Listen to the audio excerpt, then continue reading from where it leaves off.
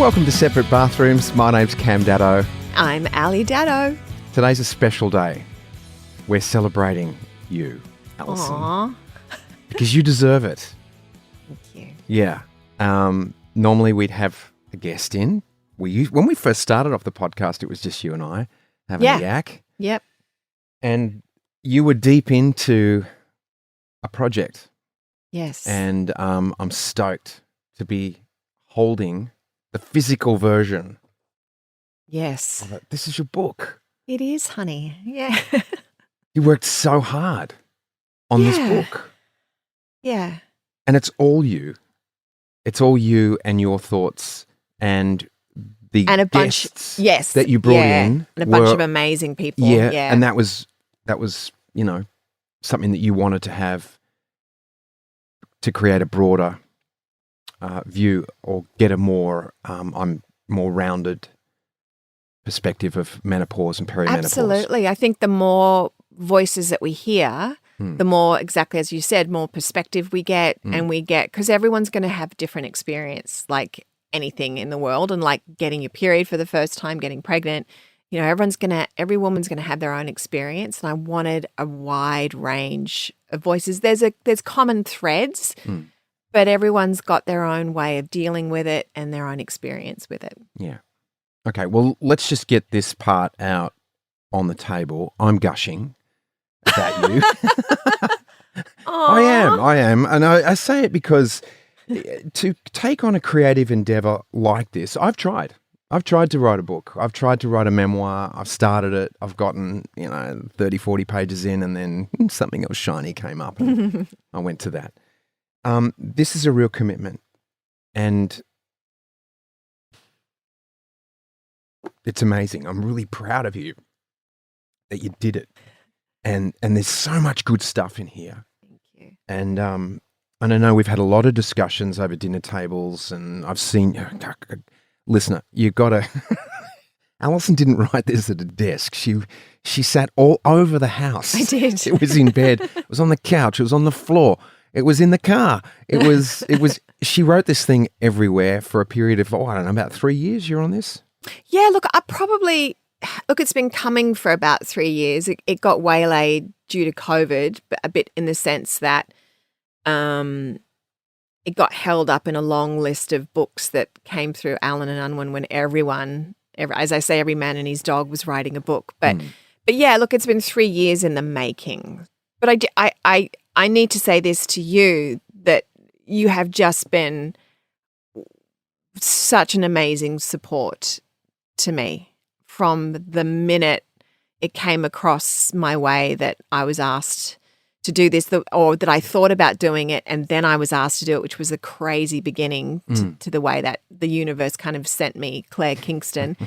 But you have just constantly cleared the way for me to keep writing, and you have been my number one supporter and fan the whole time, and it's really why you're so important in my acknowledgements in the book. Yeah, well, it was beautiful what you wrote.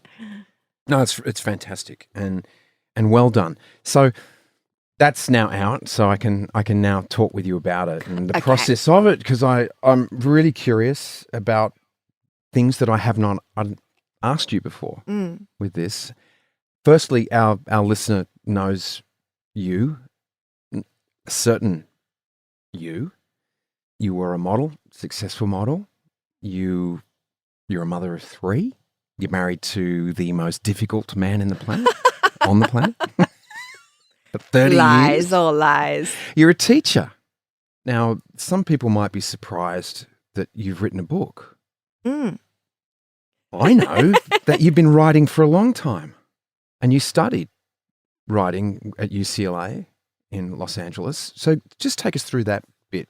That's your accreditation, by the way. Oh, thank you. Thank you, darling. Thank you. Yeah, well, I didn't ever call it blogging, but I guess it was writing smaller articles for some online publications, Powder Room, Graffiti, Kids Spot, Mamma Mia. And writing has always been something that I've wanted to do. Yeah.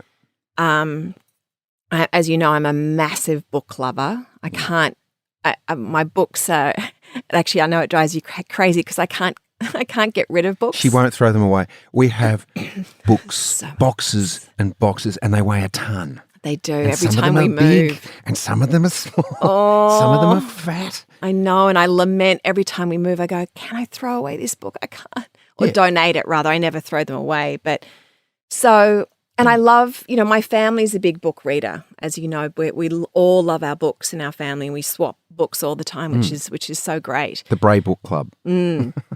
So, yeah, I've always wanted to write a book. It was never, ever going to be a book about menopause. But, hey, that's the way I was led to it. So I'd written articles, I'd written some things, online. And then one of my dear friends in LA had this idea about writing a series for TV called Polly G. And I said, can I do it with you? And so the two of us spent many months writing this series, and we got a long way with it. We got in front of the people who created Sex and the City, and they were pondering it, and Idiots. And it was so much fun. And that really, as you know, I work much better in collaboration, and writing is such a lonely, lonely job. Right. And that was what was hard a lot of the time, writing this book, because I had no one else to sort of buffer off. But writing that screenplay with Darcy was so much fun. We just spent hours laughing and coming up with these crazy ideas. And can I just interrupt you? I'm saying idiots. They're idiots because they didn't pick up their option. I mean, Elle took it down. You took it down the road where it got picked up by a production company. They optioned it. They hung on to it for a while. We even shot a trailer for it. Yeah, that's right. Yeah. And it was really, really funny. Yeah. And insightful. Yeah. Into the world of a single woman, really. Single woman. Single How was woman's she? mind. Mid-20s, late 20s? Yeah, getting on to late 20s. Yeah, that's right. And her excursions through the dating world, and how she fell in love at the drop of a hat and looked for signs everywhere of what that might mean. That must mean he's the guy. Yeah. I mean, and also, I know it's probably been done on TV now, listener, so, but this was at least 10 years ago. Yeah, even earlier, because Bodhi was, I reckon it was about actually, you're 14 right. years ago. Yeah, 14, 15 years Bodhi ago. was So little. it was really cutting edge at the time. No one had done anything like this. Yeah. It's just a shame. Anyway, onwards. Yeah. So that really spurred me on into the world of wanting to do script writing. So that's what I studied at UCLA, was script writing, and that was a lot of fun. I know you and I are working on a few things, which we will see how far we get with those ones. But I just love that imaginary world. I still get lost in books and still get lost in that world. So to be able to create something out of nothing, I think, is really exciting when it comes to writing. And here it is. Something out of nothing. Alison Daddo, Queen Menopause. Finding Your Majesty in the Mayhem. It's in all your favourite bookstores. I hope so. All my favourite bookstores. It'll be in your bookstore too, listener. Part memoir, part investigation and acknowledgement of your journey going through perimenopause, menopause. I'm not sure we're postmenopausal yet, but are we? I am now. I don't know why I'm saying we. I'm not going through it. Well, you kind of went through it. You did go through it with me, didn't you? I went through my version of witnessing you go through it. Yes. And experiencing you. Yeah, exactly. So I'm postmenopausal now, but in the book, I was in menopause. So menopause is that year between perimenopause and postmenopause. Okay.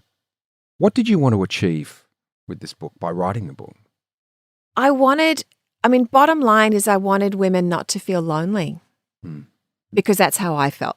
I felt lonely in my menopause, perimenopause. I felt I just didn't know if anything I was feeling was normal.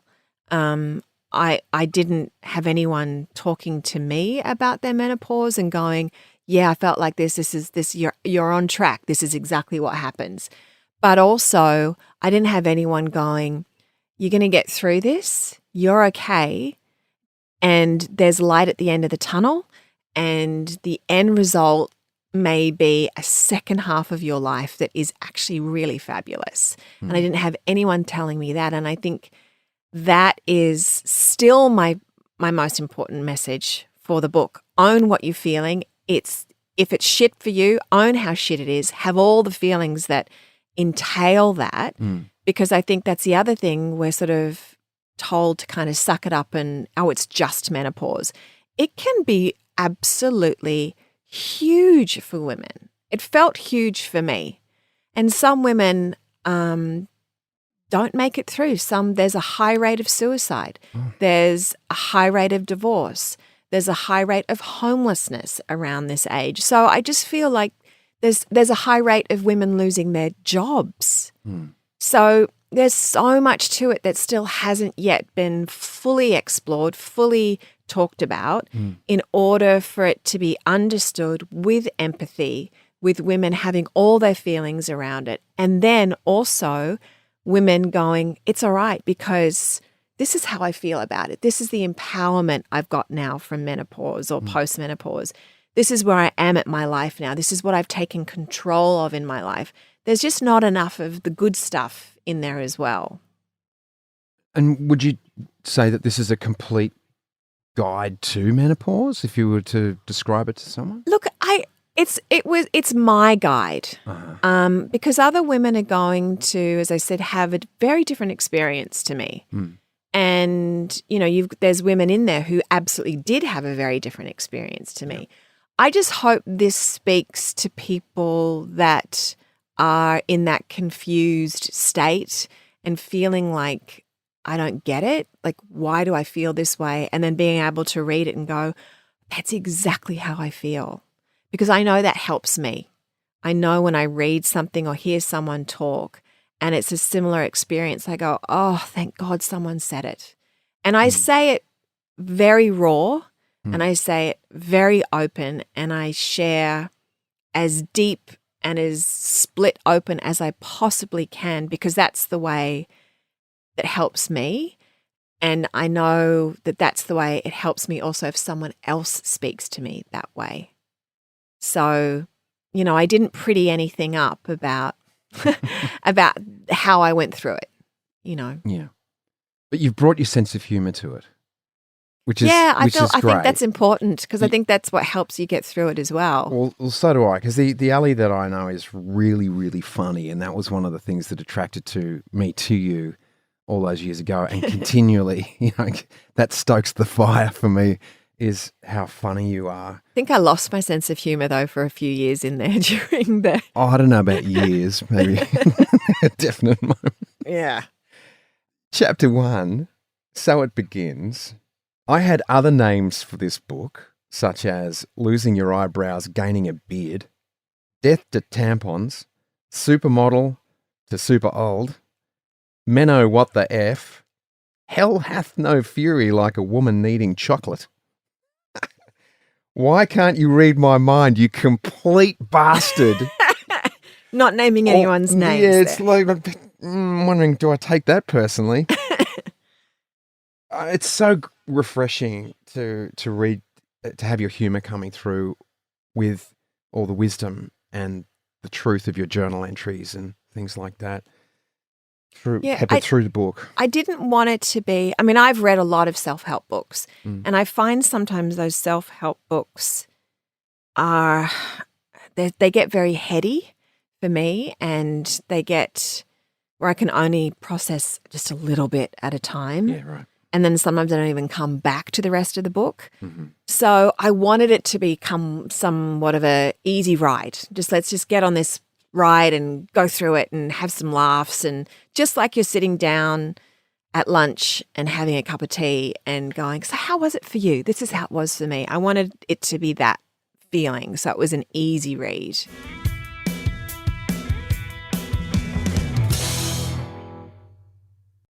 Tell me about the research process that you did.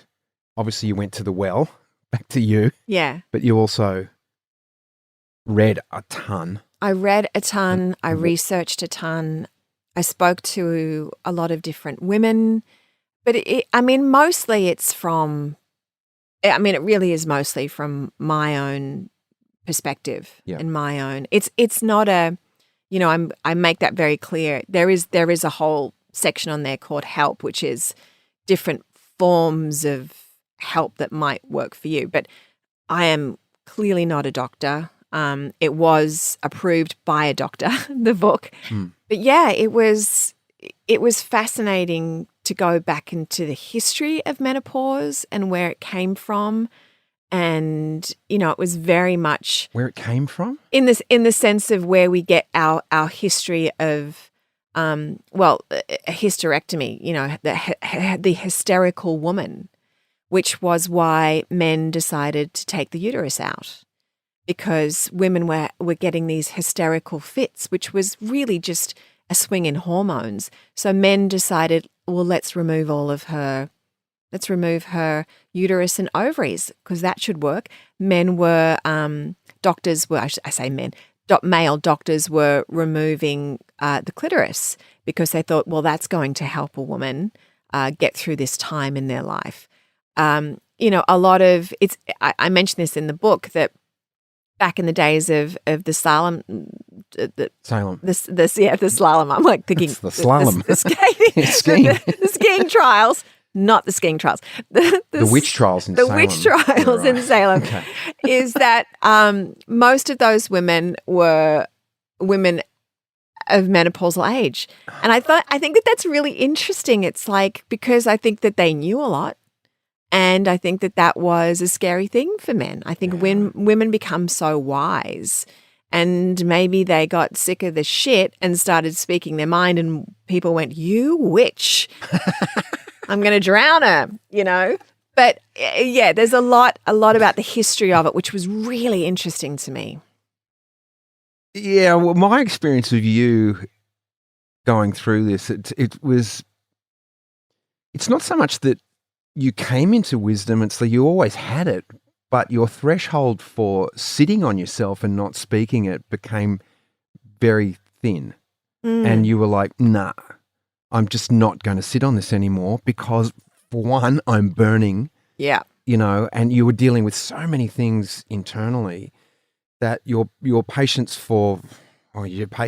was just cooked.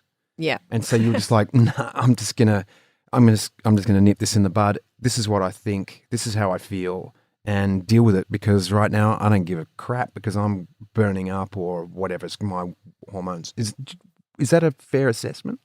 I think that's a great assessment. Yeah. Should have written it in the book. I should have. I should. Well, you do write in the book, actually. So you have your writing that's added into the book because of how important a partnership is, in the sense of, you know, the people in the house are going through menopause with you. I know the kids did. I know you did. And I know that it wasn't easy. I know that you saw me gaining strength in my nose and strength in my, you know, in being able to stand up for myself and being able to speak my mind and that sort of thing. Though I know it also wasn't easy, because I was sad a lot of the time and wanted to be alone, but then I was lonely, and you know, there was a lot of changes I feel I went through. I don't know if you saw that in me as well, being like, I don't think it was a 180 change, but I feel like there were definite, it was a long period, it felt for me, of just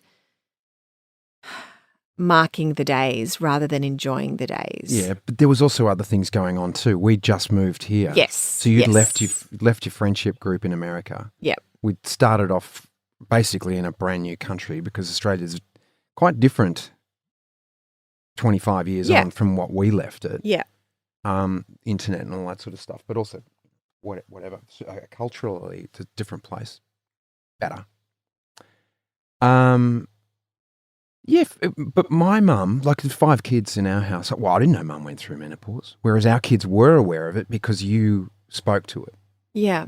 I think you could say this better than I could, but I think there's generations past where they really just sucked it up and sat on it and didn't say anything. They're just, you know, just work their way through it. Yeah. And that's why, like, people like my sister wasn't that aware of it, you know. Wasn't aware of menopause. Of my mum's menopause. I know she was actually. Yeah, she mentioned it. I remember vividly, because I think everyone was out of the house by the time your mum probably went through it, right? Because okay, that explains. Yeah, I wasn't even there. Yeah, because she was a young mum. She started Yeah, she having was. babies young, and Does that make a difference? If you have babies young? Oh, you're talking about in terms of our age when we left home. So Gotcha. I think she was. Gotcha. I don't think anyone was at home to accept your dad. Yeah. But I remember Ben mentioning Mum's really going through some changes right now physically, so she's working through some stuff menopause wise, and I remember that vividly because it was almost like one of the first times I'd heard it kind of mentioned, and this was probably me in my early 30s, maybe something like that. I don't know. Right. And I remember going, oh, I've never heard. Oh, okay, well, all right, that's interesting. That's where I left it.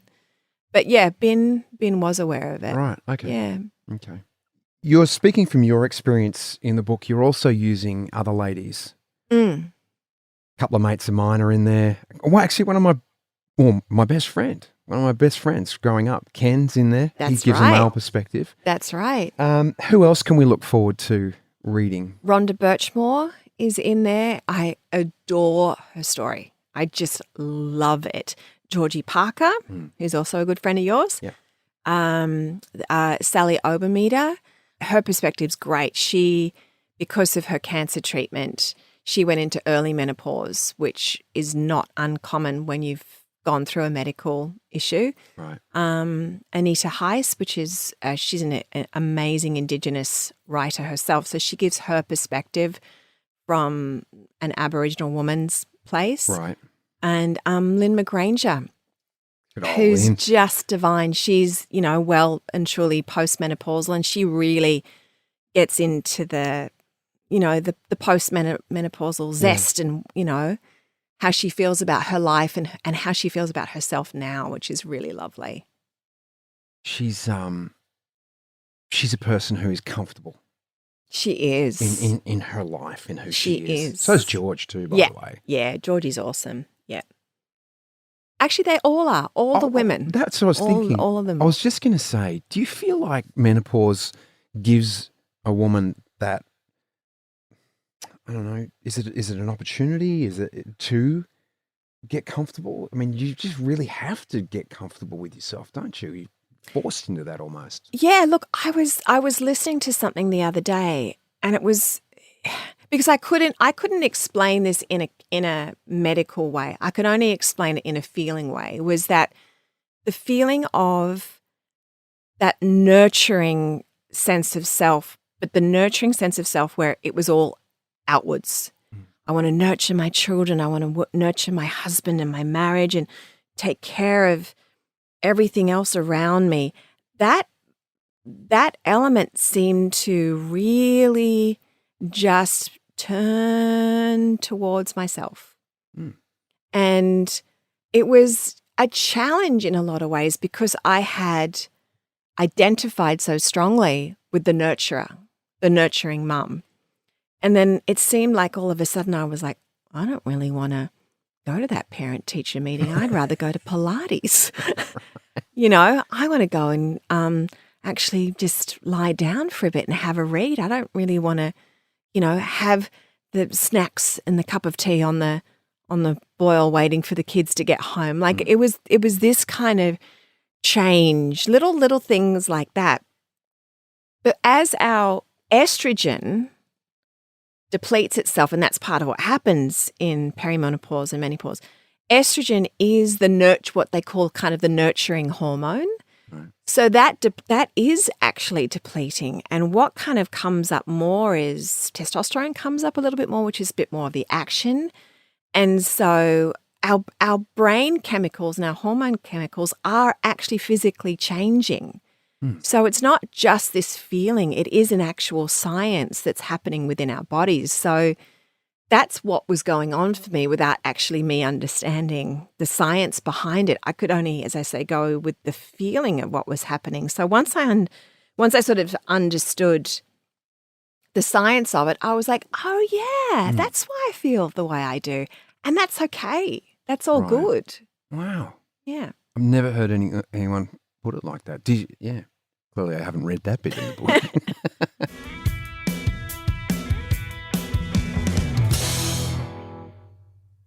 What are your goals for the book? I've actually met the goal. The goal was to get it published. Ta-da. Yeah. That was the only goal I made for myself because, and maybe that was a little bit based in fear because I was afraid that I didn't want to have a goal of top 10 books in Australia, or I didn't want to have that goal because I didn't want to be disappointed, I guess. Yeah. But my biggest goal was to get it published because I thought, because that honestly is the hardest part.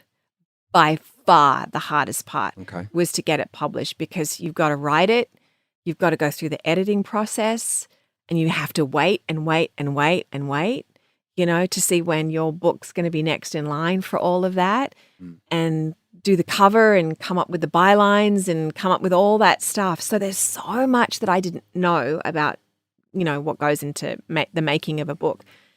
So that's my biggest goal. So I have met that. I guess my next goal would be that it makes a difference to someone, And that would be really, really fulfilling. I hear back from someone going, I feel so much better and I feel so relieved now that I've read your book. Is there a passage in the book that speaks deeply to you that you could share?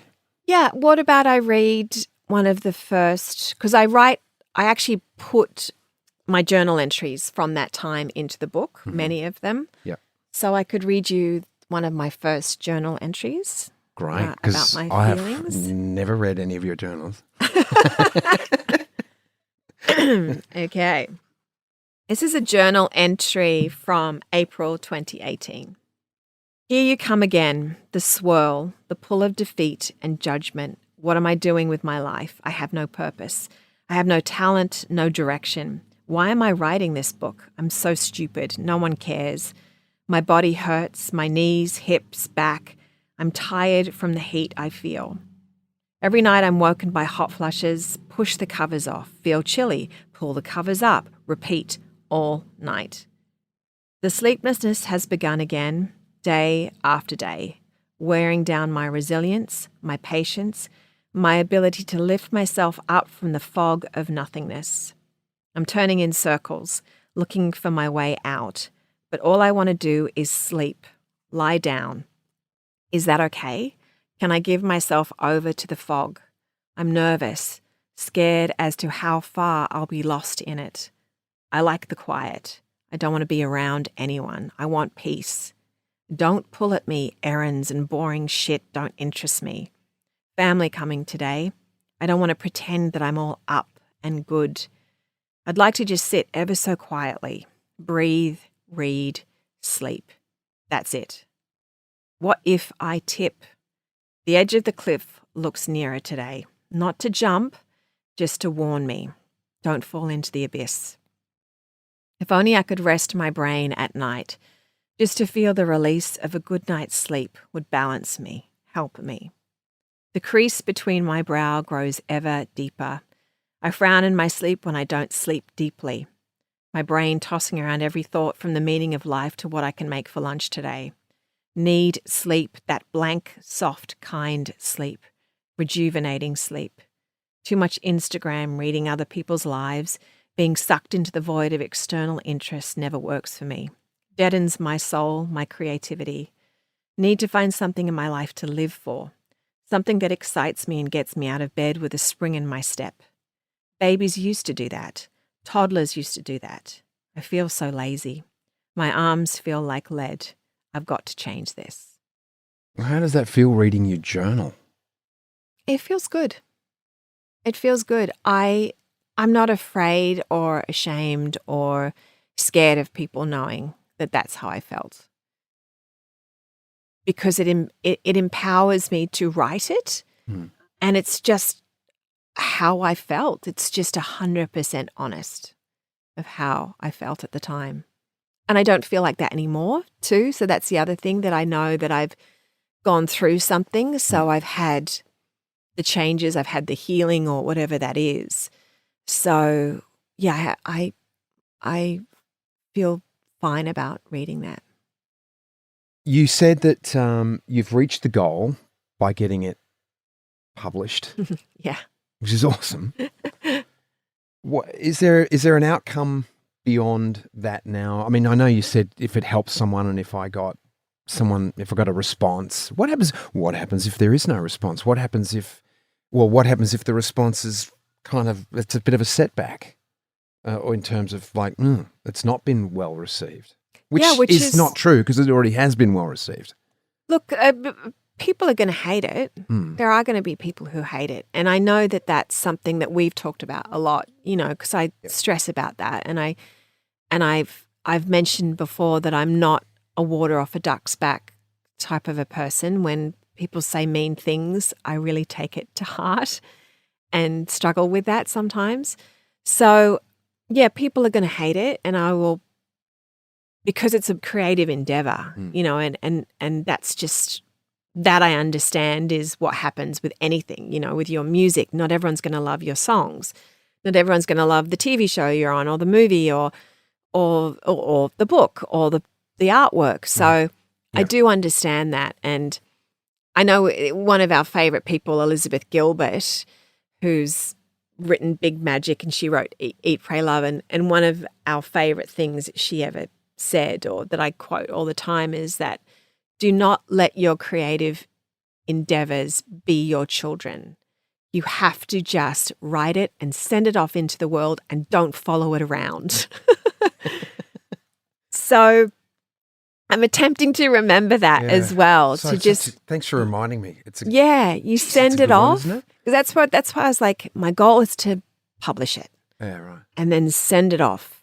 And again, I know we've talked about wanting to do events around the book and doing talks, and I would love that. Of course I would love that. That would be very exciting to me too, to get more of a conversation around menopause. I mean, just doing this with you is really good too. And there's been some articles that I've gotten to speak about the book and about menopause, and I think that there is definitely a greater conversation that's already beginning. I'm certainly not the first. I'm certainly not the first person to write a book about menopause, and there'll be many women after me as well, which is great. I think it's one of those things, the more we talk about it, the better it is. Like things like infertility, like domestic abuse, like things that affect women, we just need to talk about it more. You've got a book under your belt now. Has this inspired you to write more? Yes, it has.